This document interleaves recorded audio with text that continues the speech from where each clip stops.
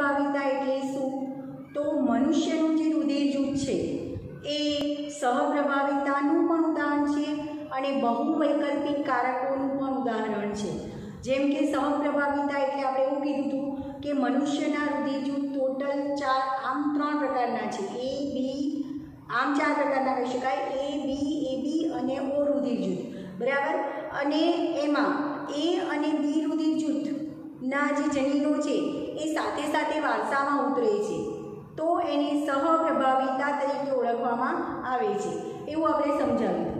હવે આપણે વાત કરીએ કે મનુષ્યનો જે રુધિર જૂથનો વારસો છે એ સહપ્રભાવિતાનું પણ ઉદાહરણ છે અને બહુવૈકલ્પિક કારકોનું પણ ઉદાહરણ છે. જેમ કે મેન્ડલે એવું સમજાવ્યું એના પ્રયોગો પરથી કે કોઈ એક લક્ષણ માટે જનીનોની જોડ જવાબદાર છે. જેમ કે ઊંચાઈ માટે કેપિટલ ટી એટલે કે જનીનો, કોઈ લક્ષણ માટેના જે જનીનો જવાબદાર જનીનો છે એ જોડમાં આવેલા હોય છે અને જોડમાં આવેલું જે યુગ્મ જનીન છે એ યુગ્મ જનીનને એકબીજાના વૈકલ્પિક કારકો કહેવાય. ટૂંકમાં એમ કહી શકાય કે કોઈ એક લક્ષણ માટે 2 વૈકલ્પિક કારકો જવાબદાર હોય છે, એક પ્રભાવી અને એક પ્રચ્છન્ન, બરાબર. એક પ્રભાવી અને એક પ્રચ્છન્ન વૈકલ્પિક કારક હોઈ શકે, કાં તો 2 પ્રભાવી વૈકલ્પિક કારક હોઈ શકે. કેપિટલ ટી હોય તો 2 પ્રભાવી વૈકલ્પિક કારક છે. સ્મોલ ટી તો 2 પ્રચ્છન્ન વૈકલ્પિક કારક કહેવાય, પણ કેપિટલ ટી તો 2 વિષમયુગ્મી વૈકલ્પિક કારકો કહેવાય, બરાબર.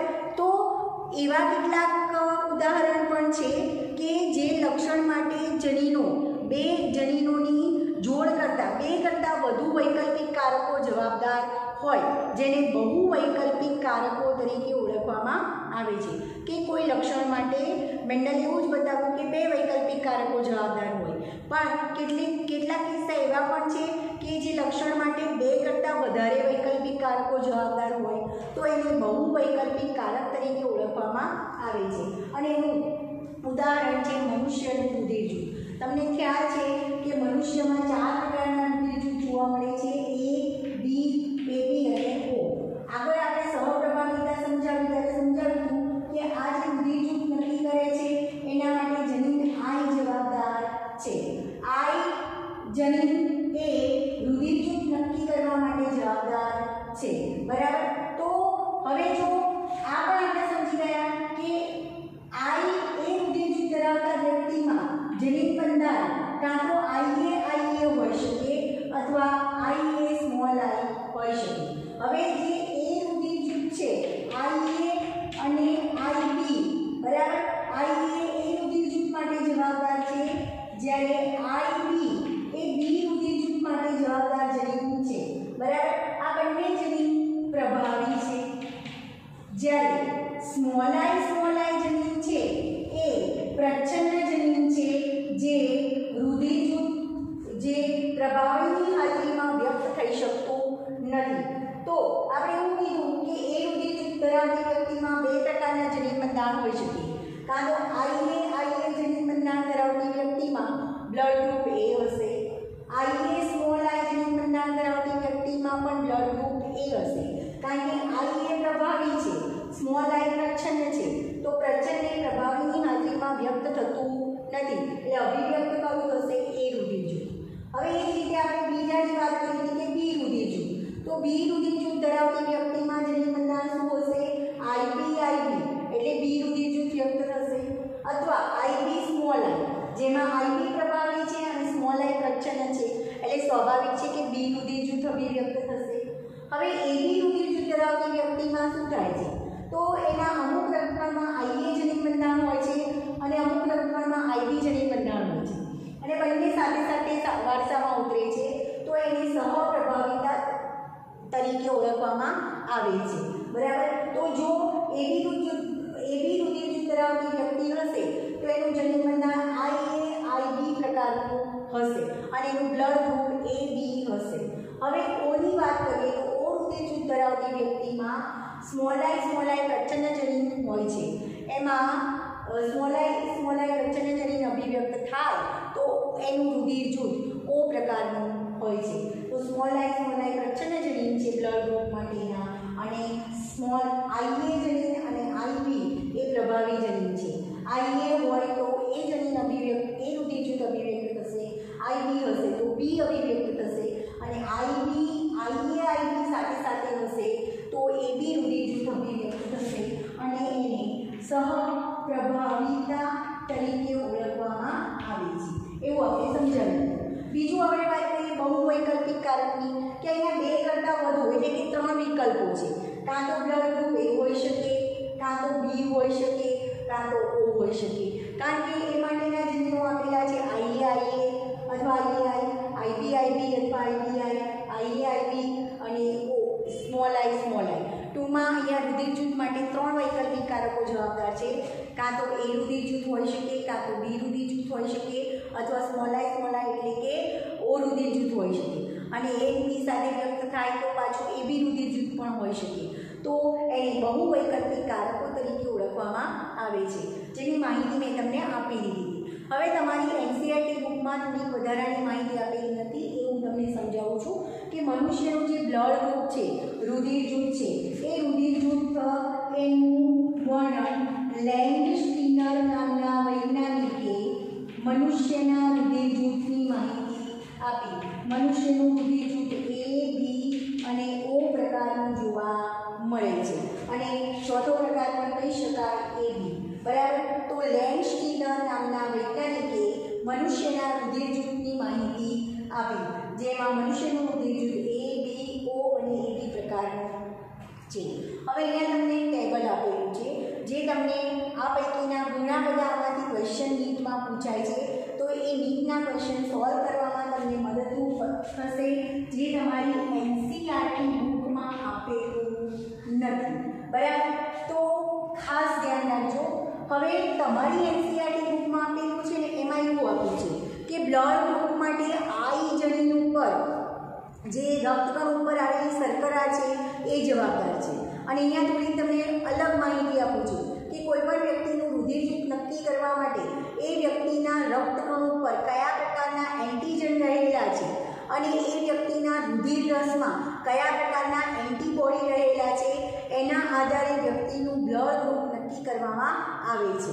એ માહિતી તમારી ટેક્સ્ટબુકમાં આપેલી નથી. તો એ વધારાની માહિતી હું તમને સમજાવું છું કે મનુષ્યનું રુધિર જૂથ અથવા તો બ્લડ ગ્રુપ નક્કી કરવા માટે લેન્ડસ્ટીનરે જે માહિતી આપી છે એ માહિતી મનુષ્યનું રુધિર જૂથ અથવા બ્લડ ગ્રુપ નક્કી કરવા માટે મનુષ્યના રુધિરમાં રક્તકણ ઉપર રહેલા એન્ટીજન અને રુધિર રસમાં રહેલા એન્ટીબોડી એ જોવામાં આવે છે. એના ઉપરથી મનુષ્યનું બ્લડ ગ્રુપ નક્કી કરવામાં આવે છે.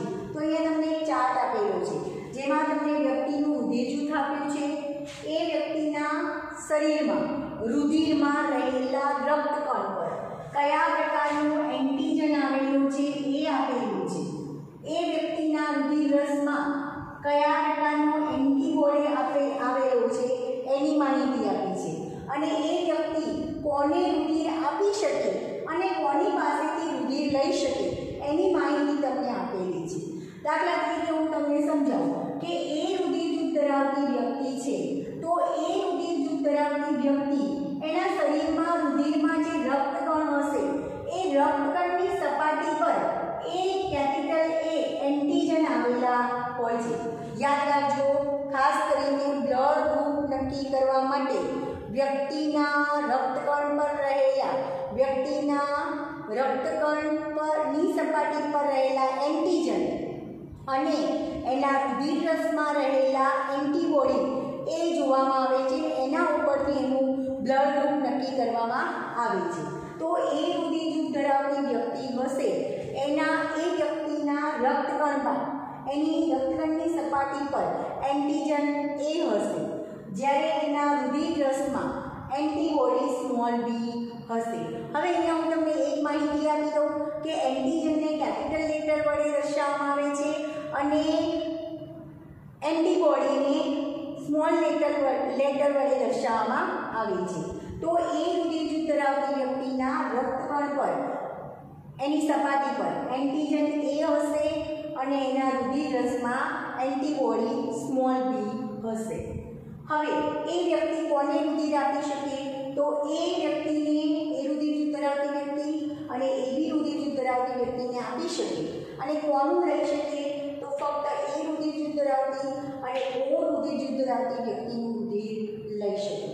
આગળ બી રુધિર જૂથ ધરાવતી જે વ્યક્તિ છે એના રક્તકણની સપાટી પર બી એન્ટીજન આવેલું છે, કેપિટલ બી એન્ટીજન છે, જ્યારે એના રુધિર રસમાં સ્મોલ એ એન્ટીબોડી છે.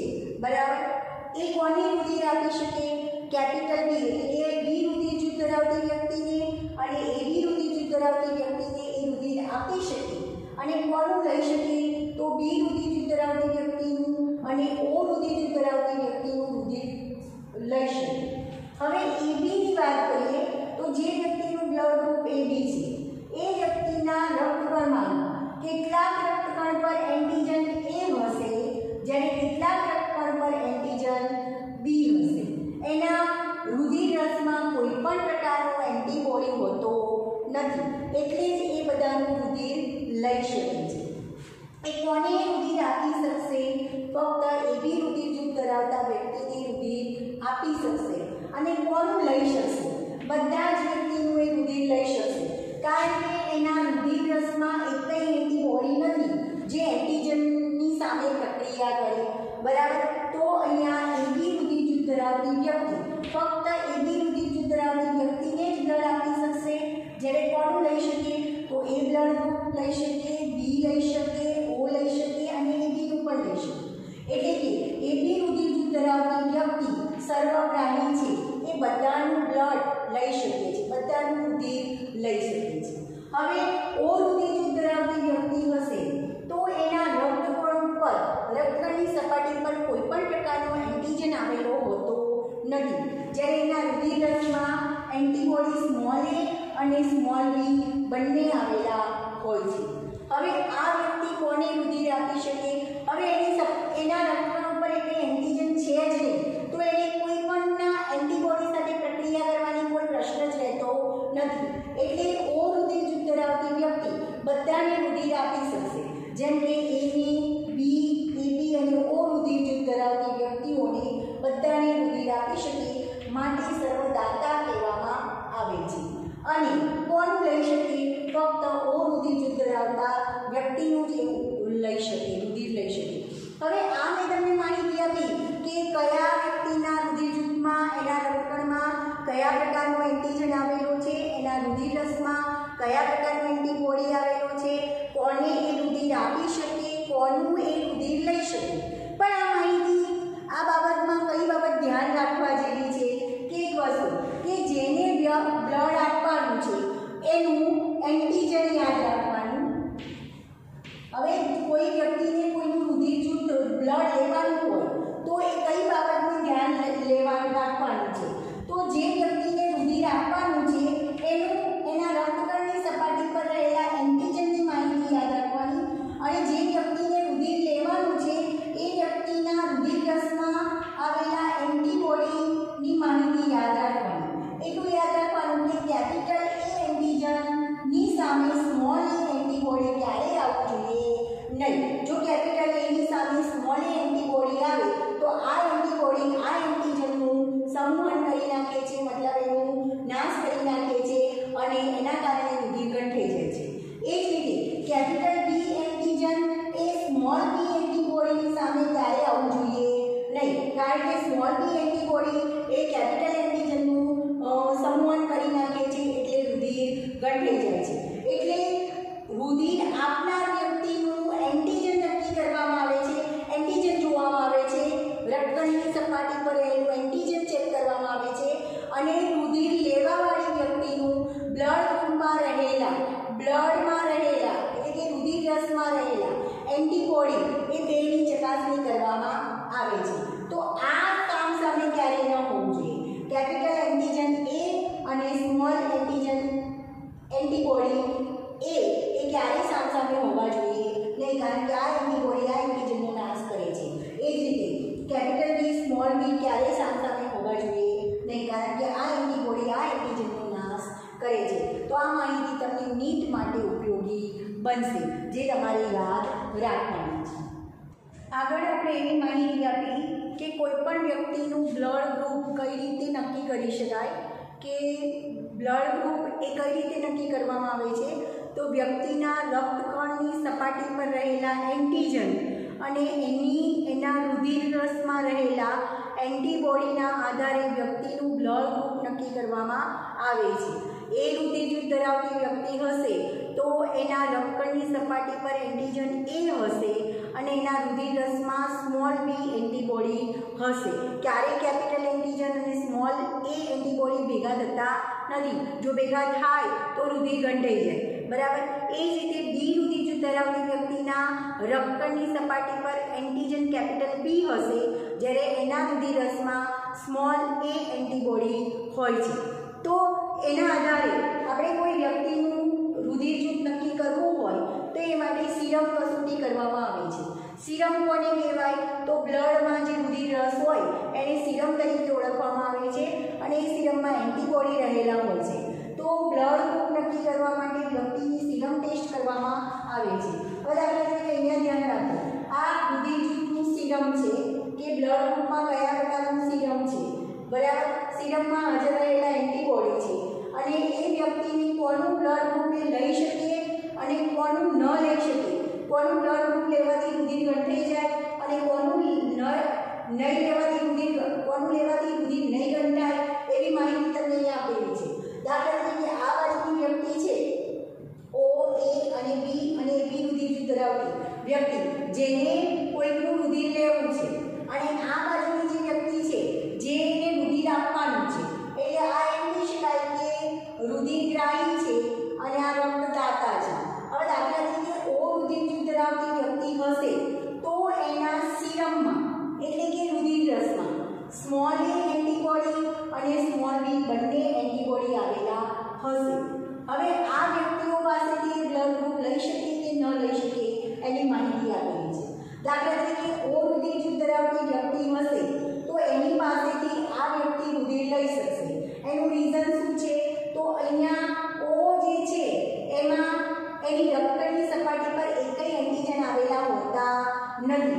એન્ટીજન આવેલા હોય નહીં એટલે આ એન્ટીબોડી સાથે કોઈ પ્રક્રિયા થવાનો પ્રશ્ન જ રહેતો નથી. એટલે અહીંયા આ જે છૂટું છૂટું બતાવે છે એનો મતલબ કે રુધિર ગંઠાતું નથી. એટલે O રુધિર જૂથવાળી વ્યક્તિ O વાળી વ્યક્તિનું રુધિર લઈ શકશે. હવે આપણે વાત કરીએ O રુધિર જૂથવાળી વ્યક્તિ એ રુધિર જૂથ ધરાવતી વ્યક્તિનું બ્લડ ગ્રુપ લઈ શકે કે ના લઈ શકે તો ના લઈ શકે. કઈ રીતે તો આ રુધિર જૂથવાળી વ્યક્તિ O રુધિર જૂથવાળી વ્યક્તિ એના બ્લડ ગ્રુપમાં સીરમમાં એન્ટીબોડી સ્મોલ એ અને સ્મોલ બી આવેલા હોય છે જ્યારે એ રુધિર જૂથ ધરાવતી વ્યક્તિના રક્તકણની સપાટી પર એન્ટીજન કેપિટલ એ આવેલો હોય છે. હવે આ એન્ટીજન છે એ આ સ્મોલ એ એન્ટીજનનું સંમોહન કરી નાખે મતલબ કે એનો નાશ કરી શકે. કેપિટલ એન્ટીજન એ સ્મોલ એ એન્ટીબોડીનો નાશ કરી નાખે છે એટલે જ્યારે O રુધિર જૂથ ધરાવતી વ્યક્તિ એ રુધિર જૂથ ધરાવતી વ્યક્તિનું બ્લડ ગ્રુપ લે તો એનું રુધિર ગંઠાઈ જાય છે. તો આ જે નિશાની બતાવી છે એ રુધિર ગંઠાઈ જવાની નિશાની બતાવી છે. હવે ત્રીજી શક્યતા O રુધિર જૂથ ધરાવતી વ્યક્તિ B રુધિર જૂથ ધરાવતી વ્યક્તિનું બ્લડ લઈ શકે કે ના લઈ શકે તો ના લઈ શકે. કારણ કે O વ્યક્તિના રુધિર રસમાં એન્ટીબોડી સ્મોલ એ સ્મોલ બી છે જ્યારે B રુધિર જૂથ ધરાવતી વ્યક્તિના રક્તકણની સપાટી પર કેપિટલ બી એન્ટીજન છે.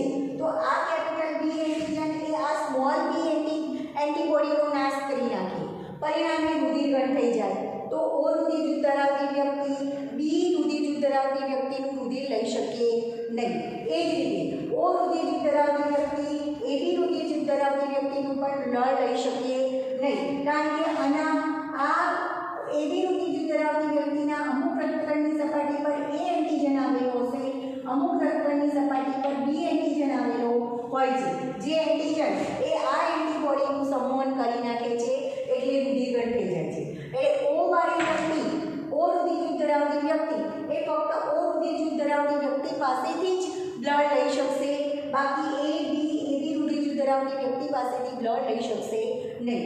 હવે આપણે વાત કરીએ A રુધિર જૂથ ધરાવતી વ્યક્તિને બ્લડ લેવું છે તો એ ખાલી એના રુધિર રસમાં એન્ટીબોડી B હાજર હોય છે તો એ ઓનું લઈ શકશે, ઓ રુધિર જૂથ ધરાવતી વ્યક્તિનું બ્લડ ગ્રુપ લઈ શકશે, બ્લડ લઈ શકશે? તો હા, કારણ કે આના રક્તની સપાટી પર એ કંઈ એન્ટીજન હોતો જ નથી, એટલે અહીંયા એન્ટીબોડી સાથે પ્રક્રિયા થવાનો કોઈ પ્રશ્ન આવતો જ નથી, એટલે રુધિર ગંઠાય નહીં. આગળ એ એનું લઈ શકે? હા, તો લઈ શકે. અહીંયા એન્ટીજન એ છે, જ્યારે આના રુધિર રસમાં એન્ટીબોડી બી છે, તો ત્યાં કોઈ પ્રક્રિયા થવાનો પ્રશ્ન થતો નથી, એટલે એ રુધિર જૂથ ધરાવતી વ્યક્તિ ઓનું રુધિર લઈ શકશે અને એનું લઈ શકશે, જ્યારે બી અને એબીનું નહીં લઈ શકે. કારણ કે અહીંયા બી રુધિર જૂથ ધરાવતી વ્યક્તિ હશે, એના રક્તની સપાટી પર બી એન્ટીજન આવેલા હોય અને અહીંયા સ્મોલ બી એન્ટીબોડી છે, તો આ એન્ટીબોડી આ એન્ટીજનનો નાશ કરી લે, એટલે એનું રુધિર ના લઈ શકે, ગંઠાઈ જાય. રુધિર લે તો શું થાય? તો રુધિર ગંઠાઈ જાય. એ જ રીતે એ રુધિર જૂથ ધરાવતી વ્યક્તિ છે, એ બી રુધિર જૂથ ધરાવતી વ્યક્તિનું રુધિર ના લઈ શકે. એનું કારણ કે આ એવી રુધિર જૂથ ધરાવતી વ્યક્તિના રક્તકણની અમુક રક્તકણમાં એન્ટીજન એ આવેલું હશે, અમુક રક્તકણમાં એન્ટીજન બી આવેલું હશે, તો આમાં બી એન્ટીબોડી છે.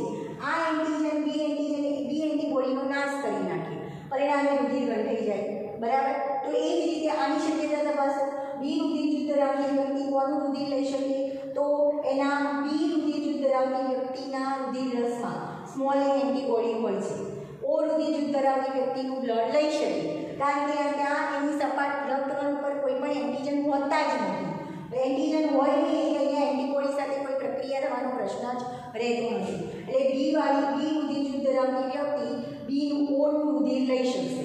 એ જ રીતે એનું લઈ શકે? ના લઈ શકે, કારણ કે આના રક્તની સપાટી પર એ એન્ટીજન આવેલું હોય અને અહીંયા સ્મોલ એન્ટીબોડી છે, તો રુધિર ગંઠાઈ જાય. પછી બી રુધિર જૂથવાળી વ્યક્તિ એ બી રુધિર જૂથવાળી વ્યક્તિનું રુધિર લઈ શકે, કારણ કે અહીંયા એન્ટીજન બી છે, અહીંયા એન્ટીબોડી સ્મોલ એ છે, એટલે પ્રક્રિયા થાય નહીં, એટલે એનું લઈ શકે. જ્યારે બીનું લઈ શકે તો ના લઈ શકે, કારણ કે અમુક રક્તની સપાટી પર એન્ટીજન બી આવેલા હોય અને અમુકમાં એ આવેલા હોય, તો એ એન્ટીજન એનું સંવહન કરી નાખે અથવા નાશ કરી નાખે, તો રુધિર ગંઠાઈ જાય. એટલે બી રુધિર જૂથ ધરાવતી વ્યક્તિ ફક્ત ઓનું લઈ શકશે અને બીનું લઈ શકશે, એ અને બીનું લઈ શકશે નહીં. એવી રીતે આપણે ચોથી શક્યતા તપાસે કે એબી રુધિર જૂથ ધરાવતી વ્યક્તિ છે, એના રુધિર રસમાં એકઈ એન્ટીબોડી આવેલો હોતો જ નથી. હવે એન્ટીબોડી હોય નહીં તો એને સામે કોઈ એન્ટીજન સામે પ્રક્રિયા કરવાનો પ્રશ્ન જ રહેતો નથી. એટલે એબી રુધિર જૂથ ધરાવતી વ્યક્તિ ઓ એ બી કે એબી વાળી વ્યક્તિ દરેક વ્યક્તિનું રુધિર કે બ્લડ લઈ શકે છે. માટે એબી રુધિર જૂથ ધરાવતી વ્યક્તિને સર્વદાતા કહેવાય છે, જ્યારે ઓ રુધિર જૂથ ધરાવતી વ્યક્તિમાં રક્તની સપાટી પર એકઈ એન્ટીજન હોતા નથી. બરાબર? એટલે ઓ રુધિર જૂથ ધરાવતી વ્યક્તિ એ સર્વદાતા કહેવાય, જ્યારે એ બી રુધિર જૂથ ધરાવતી વ્યક્તિ એ સર્વગ્રાહી કહેવાય છે. તો એ જ રીતે અહીંયા તમને આ જ વસ્તુ અહીંયા બતાવ્યું છે કે પ્લસની નિશાની શું બતાવે છે કે વ્યક્તિનું રુધિર ગંઠાઈ જાય, અને માઇનસની નિશાની શું દર્શાવે છે? તો રુધિર જૂથ ગંઠાતું નથી, બ્લડ ગંઠાતું નથી. કઈ રીતે? તો આ રક્તદાતાના આધારે રુધિર જૂથ છે, મતલબ આ રક્તદાતાનું રુધિર જૂથ છે અને આ રુધિર સ્વીકારનારનું રુધિર જૂથ છે. બરાબર? આ રક્તદાતાનું રુધિર જૂથ છે, આ રક્ત સ્વીકારનારનું રુધિર જૂથ છે.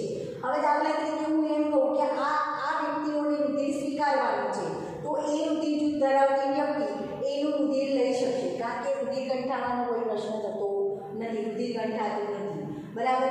બીનું નહીં લઈ શકે, બી રુધિર જૂથ ધરાવતી વ્યક્તિ એનું લઈ શકે નહીં, કારણ કે આના રુધિર રસમાં એન્ટીબોડી બી આવેલી હોય છે, તો રુધિર ગંઠાઈ જાય. એ બી રુધિર જૂથ ધરાવતી વ્યક્તિ એનું લઈ શકે, ઓ તો એનું ન લઈ શકે, રુધિર ગંઠાઈ શકે. એ જ રીતે એ રુધિર જૂથ ધરાવતી વ્યક્તિ બીનું રુધિર ન લઈ શકે, રુધિર ગંઠાઈ જાય. બી રુધિર ધરાવતી વ્યક્તિ બીનું લઈ શકે, રુધિર ગંઠાતું નથી. એ બીનું ના લઈ શકે, રુધિર લઈ શકે, રુધિર ગંઠાતું નથી. ઓ બીનું ના લઈ શકે, કારણ કે રુધિર ગંઠાઈ જાય છે, રુધિર લેવા જાય તો રુધિર ગંઠાઈ જાય. તો પ્લસ નિશાની રુધિર ગંઠાઈ જવાની ક્રિયા દર્શાવે છે અને માઇનસ નિશાની રુધિર ગંઠાઈ જતી નથી એની નિશાની દર્શાવે છે. તો બ્લડ ગ્રુપ નક્કી કરતી વખતે તમારે શું યાદ રાખવાનું છે?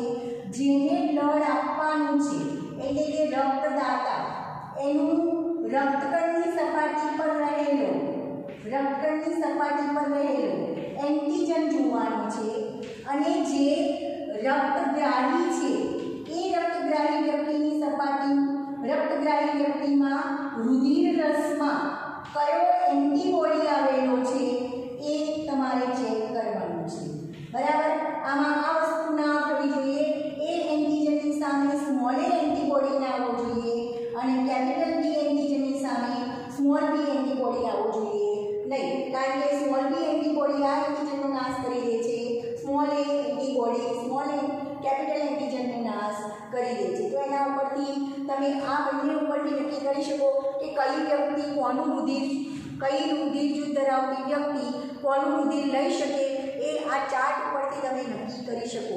અને આ વસ્તુ તમને નીટ માટે ઉપયોગી છે। રુધિર જૂથ બ્લડ ગ્રુપ કઈ વ્યક્તિ કોનું બ્લડ ગ્રુપ લઈ શકે એની સરળ રજૂઆત આ ચાર્ટ દ્વારા કરવામાં આવી છે, જેમ કે એ રુધિર જૂથ ધરાવતી વ્યક્તિ એનું લઈ શકે અને એને આપી શકે, એ જ રીતે એબી રુધિર જૂથ ધરાવતી વ્યક્તિ એનું પણ લઈ શકશે, ઓનું પણ લઈ શકશે અને બીનું પણ લઈ શકશે, ખાલી આપી શકે ફક્ત એબી અને એ રુધિર જૂથ ધરાવતી વ્યક્તિ એનું લઈ શકશે, ઓનું લઈ શકશે, આપી શકે ફક્ત બી એબી વાળી વ્યક્તિ। એ જ રીતે બી રુધિર જૂથ ધરાવતી વ્યક્તિ બીનું રુધિર જૂથ લઈ શકશે, ઓનું લઈ શકશે અને કોને આપી શકશે ફક્ત એબીને આપી શકશે। એબી રુધિર જૂથ ધરાવતી વ્યક્તિ એ વાળી વ્યક્તિનું પણ લઈ શકે, ઓ વાળી વ્યક્તિનું પણ લઈ શકે અને બી રુધિર જૂથ ધરાવતી વ્યક્તિનું પણ બ્લડ ગ્રુપ લઈ શકે, બરાબર। અને ઓ રુધિર જૂથ ધરાવતી વ્યક્તિ ફક્ત ઓ રુધિર જૂથ ધરાવતી વ્યક્તિનું રુધિર જ લઈ શકે। એટલે કઈ વ્યક્તિ કોનું રુધિર લઈ શકે અને કોને રુધિર આપી શકે એની સરળ રજૂઆત આ ચાર્ટ દ્વારા કરવામાં આવી છે। હવે આપણે આગળ વાત કરીએ, તને આના ઉપરથી નીટ માટેના બહુ જ ક્વેશ્ચન પૂછાય છે, જે યાદ રાખજો તમે, તમારે ખાલી જનીન બંધારણ યાદ રાખવું પડશે કે આઈએ માટે જનીન બંધારણ એ રુધિર જૂથ ધરાવતા વ્યક્તિ માટે જનીન બંધારણ શું હોઈ શકે, આઈએ અને આઈએ સ્મોલ આ જનીન બંધારણ જાણતા હશો તો તમે કોઈ પણ વ્યક્તિનું બ્લડ ગ્રુપ નક્કી કરી શકો। બી રુધિર જૂથ ધરાવતી વ્યક્તિનું બ્લડ જનીન બંધારણ શું હશે, આઈબી અથવા આઈબી સ્મોલ। એ જ રીતે એબી રુધિર જૂથ ધરાવતી વ્યક્તિનું બ્લડ ગ્રુપ કયું હશે, એબી રુધિર જૂથ ધરાવતી વ્યક્તિનું બ્લડ ગ્રુપ હશે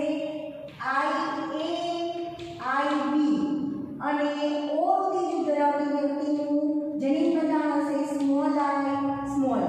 આ જો જાણતા હશો તો કોઈ એક વ્યક્તિ બે વ્યક્તિનું બ્લડ ગ્રુપ તમને આપેલું હશે તો ત્રીજી વ્યક્તિનું બ્લડ ગ્રુપ તમે સમજી શકશો।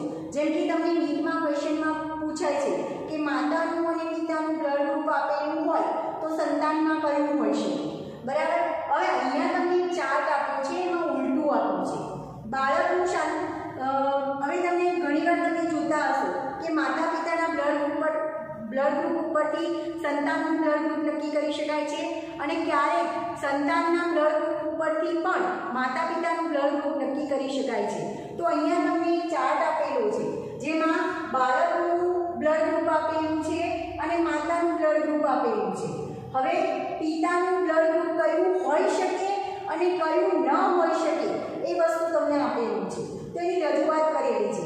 જેમ કે પહેલી માહિતી આપેલી છે કે એક બાળક છે જેનું બ્લડ ગ્રુપ એ છે અને એની માતાનું બ્લડ ગ્રુપ ઓ છે, તો એના પિતાનું બ્લડ ગ્રુપ કયું હોઈ શકે, તો એ અથવા એબી હોઈ શકે, કયું ના હોઈ શકે, ઓ અથવા બી એ ના હોઈ શકે, બરાબર। એ જ રીતે બીજી એક માહિતી આપેલી છે, એ બાળકનું બ્લડ ગ્રુપ એ છે, માતાનું એ છે, તો એનું પિતાનું કયું હોઈ શકે, જનીન બંધારણ અથવા બ્લડ ગ્રુપ કયું હોઈ શકે, એ બી એબી અને ઓ હોઈ શકે।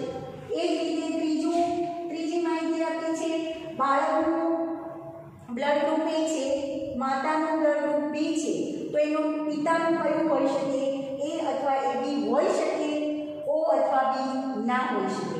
આ બાજુનો વચ્ચેનો ભાગ છે એ પિતાનું બ્લડ ગ્રુપ હોવાની શક્યતા દર્શાવે છે અને આ બાજુનું છેલ્લું ટેબલ છે એ પિતાનું બ્લડ ગ્રુપ ન હોવાની શક્યતા દર્શાવે છે। ચોથી માહિતી આપી છે, બાળકનું બી ગ્રુપ છે, માતાનું પણ બ્લડ ગ્રુપ બી છે, તો એનું હોઈ શકે, અહીંયા કોઈ શક્યતા નથી. પાંચમું આપ્યું છે બાળકનું બી રુધિર જૂથ છે, બ્લડ ગ્રુપ છે, માતાનું ઓ બ્લડ ગ્રુપ છે, તો એનું પિતાનું કયું હોઈ શકે? બી અને બી હોઈ શકે. કયું ના હોઈ શકે? ઓ અને એ ના હોઈ શકે. એ જ રીતે છઠ્ઠી માહિતી આપી છે બાળકનું બી છે બ્લડ ગ્રુપ, માતાનું એ છે, તો પિતાનું બ્લડ ગ્રુપ બી અને બી હોઈ શકે, ઓ અથવા એ ના હોઈ શકે. સાતમી માહિતી આપી છે બાળકનું એ બી રુધિર જૂથ છે, માતાનું એ રુધિર જૂથ છે બ્લડ ગ્રુપ, તો એનું પિતાનું કયું હોઈ શકે? બી અને એ બી હોઈ શકે, ઓ અને એ ના હોઈ શકે. ત્યાર પછીની માહિતી આપી છે એબી રુધિર જૂથ, એબી બ્લડ ગ્રુપ બાળકનું છે, માતાનું બી બ્લડ ગ્રુપ છે, તો એનું પિતાનું કયું હોઈ શકે? એ એબી હોઈ શકે અને ઓ બી ના હોઈ શકે. પછી માહિતી આપી છે બાળકનું એબી રુધિર જૂથ છે બ્લડ ગ્રુપ, માતાનું પણ એબી બ્લડ ગ્રુપ છે, તો પિતાનું કયું હોઈ શકે? એ બી એબી હોઈ શકે, ઓ ના હોઈ શકે. હોય માતાનું ઓ બ્લડ ગ્રુપ હોય તો પિતામાં ઓ એ અથવા બી બ્લડ ગ્રુપ હશે, જ્યારે એ બી નહીં હોય. એ જ રીતે 11 નંબરમાં ઓ બ્લડ ગ્રુપ બાળકનું છે, માતાનું એ બ્લડ ગ્રુપ છે, બરાબર, બાળકનું એ ઓ છે, માતાનું એ છે, તો એની પિતાનું કયું હોઈ શકે? ઓ એ અને બી હોઈ શકે, જ્યારે એ બી ન હોઈ શકે. એ જ રીતે બાળકનું ઓ માતાનું બી, તો પિતાનું ઓ એ અથવા બી હશે, જ્યારે એ બી બ્લડ ગ્રુપ હશે નહીં. તો આ માહિતી તમને નીટમાં પૂછી શકાય કે બાળકનું આ બ્લડ ગ્રુપ છે, માતાનું આ બ્લડ ગ્રુપ છે, તો એના ઉપરથી એના પિતાનું બ્લડ ગ્રુપ કયું હોઈ શકે, અથવા તમને બાળકનું આપ્યું હોય, પિતાનું આપ્યું હોય અને માતાનું રુધિર જૂથ ગોતવાનું હોય, શોધવાનું હોય, એવી માહિતી પણ તમને આપી શકે. તો આ વધારાની માહિતી તમને નીટ માટે ઉપયોગી બનશે.